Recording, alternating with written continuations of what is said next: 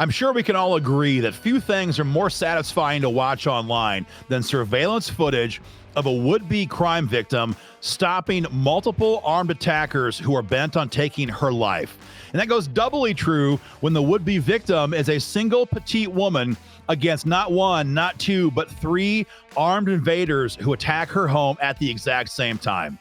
Hey guys, Aaron Dorr here with an update for our members. That's exactly what we have here with this video from Gwinnett County, Georgia, where a restaurant owner was in her home late at night, sound asleep. She has some merchandise for her restaurant stored here in her living room. She has a coworker in a separate bedroom in the home as well. Again, middle of the night, and three guys, three thugs, three pieces of trash break into her home, all armed, looking to rob her at least. We know the robbery was a motive. It may have been rape as well. It may have been murder as well. For sure, one of the motives was robbery. And they thought they were going to have a tiny, scared, helpless woman in the home. Instead, they got a far different reaction. Let's watch. And as always, guys, we're going to break this down, discuss what we think she did right, what she could have done better. And we want to hear from you, though, most of all. Give us your feedback in the comments section. What do you think she did right? What do you think she did wrong? What would you do if this happened to you in the middle of the night? Let's hit play. Right off the bat, you've got guys breaking into the house. This guy clearly has a gun. The bottom left, you can see that right there. This guy has a gun. You can see that right there. It's dark right now. You're seeing a nighttime surveillance shot in this internal security system. There's no lights on in the house. They're running around hunting for their victim. They need to find her because she's the one who has the money. They can't find her. They're now turning on lights. They're obviously not trying to hide their presence. They are convinced that she's a helpless woman who cannot stop them whenever they find her. I'm going to fast forward a little bit because they go on for about another 45 seconds trying to find her. But as you can see now, in the middle of the screen, she emerges from her bedroom, and we'll see it happen right here. Immediately, shots are being fired.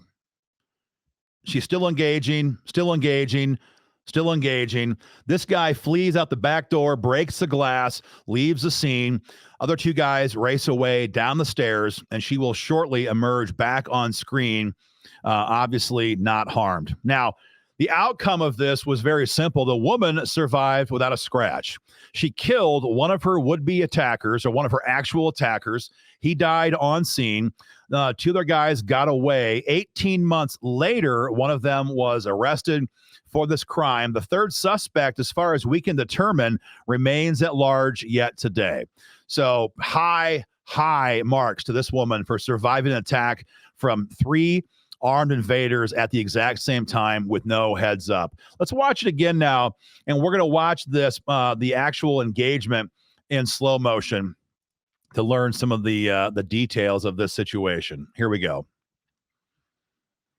So she's in her bedroom in the back middle doorway there.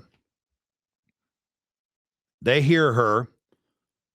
She confronts them, and we timed this, and within 1.5 seconds from the door opening and her appearing, 1.5 seconds later, she's already engaging these suspects. She's already engaging these guys with gunfire. And again, we're on slow motion. She's firing. She continues to fire. She chases them down out of the doorway here and engages. So again, she gets high marks right off the bat from us for being armed, because so many people are simply not armed. And if this happens to them, they have no way to fight back. She gets high marks for being armed. She also gets high marks from us for having the presence of mind to engage quickly. If she had stood there for a couple more seconds, she would have been shot down. The guy was already raising his gun. In fact, he may have been up on target. It was kind of hard to see. It's a nighttime shot here. He was already up, potentially on target. Had she waited, had she not had the mental preparation done to defend herself, she would have been shot down by these guys. And finally, she gets high marks from us as well for having the presence of mind to call 911. As you saw moments ago, when she came back up the stairs, she already had the phone in her hand. And when you're involved in a situation like this, in a home invasion, it's pretty obvious who the victim is, who the bad guys are. But if you're in public, if you're out in the street and you're attacked by an armed robber or a group of thugs, The first person who calls 911 very often wins because the first person establishes that they were the victim of a crime. And you don't want the other party to make the first call. You want to make that first call. So we give her props for being armed, for being mentally prepared, and for calling the police. That being said, there's some ways she could improve upon this, and we're going to break those down here now. The goal here, as always, is not to cast any shade towards her. She did a great job. But as you and I prepare mentally for what we would do if this ever happens to us, we want to learn from things she could have done better. The first one of those is her rushing out of her bedroom. You can see here, she is fully racing out of her bedroom to engage these guys. She's got a person right here in front of her. Let me play it again. She's got a bad guy right in front of her. We're going to pause here just for a moment. She has that guy there. She has the guy in the black jacket off to the side. She's chasing after two known hostiles right there. As she's doing that, guy number 3 comes out of the side of the room. She's now got 3 guys in the house with her, and she's still running as fast as she can at the attackers. That is something you do not want to do. You have no idea at this point if there's 3 bad guys in your home or 30 bad guys in your home. The one thing you think is that your bedroom is safe. Your bedroom is secure. And so obviously if you have children in the home or dependents and you have to go and rescue them, that's a different situation. But she didn't have that to worry about. And so rushing out of the safety of her bedroom was definitely something you do not want to do. Definitely hold your ground where you are and defend yourself. She now goes down the stairs, still engaging these guys, as bad guy number 3 breaks out the glass door here and flees the scene. I'm going to slide this up now back to full speed because we're going still at quarter speed. We're back to full speed here for a moment. And now you see her come back up the stairs in about 6 seconds from now with her cell phone in her hand. I want you to notice, though, her left hand, because you're going to see, her right hand. She has her handgun right there. You hit pause right there. As you can see here, it's a little bit grainy, but her gun right now is at slide lock. She is out of ammo. She's at slide lock, and she clearly did not have any other ammo that she could use in this situation. And again, we're not criticizing her. She did a great job, 3-on-1. She ended up killing one of the bad guys, chased the other 2 away, saved her life, high marks.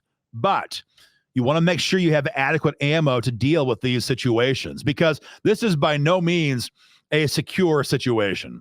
These 3 guys, as far as she knows, are right outside her home. They could rush back into her home at any time, and she right now has no means to defend herself. So as you make your own plans for your own home defense, make sure you have more ammo immediately available to you.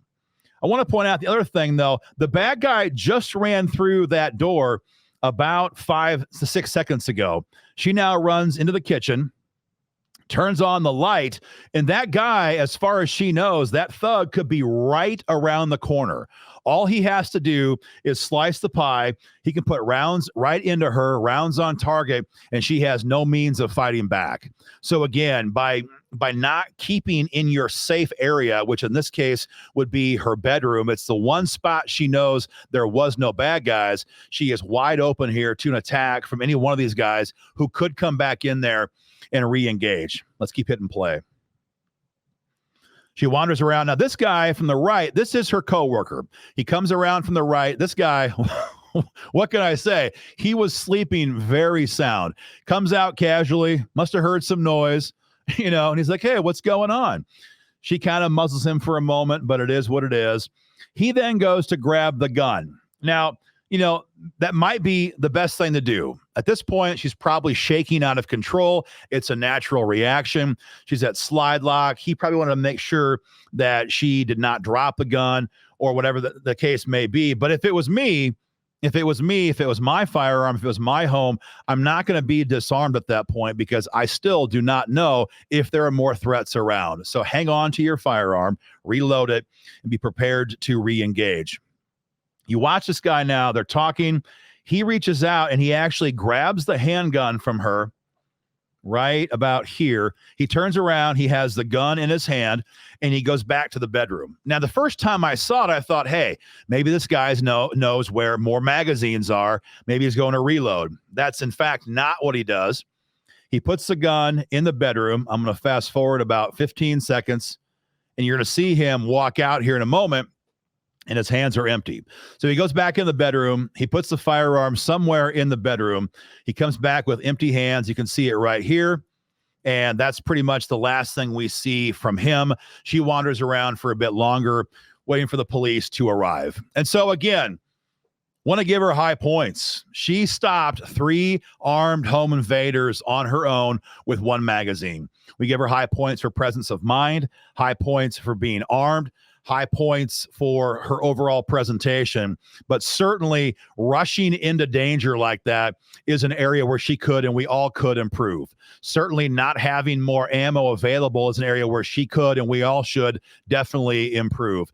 And certainly once the situation has calmed down momentarily, she assumes they're gone, but she doesn't know that.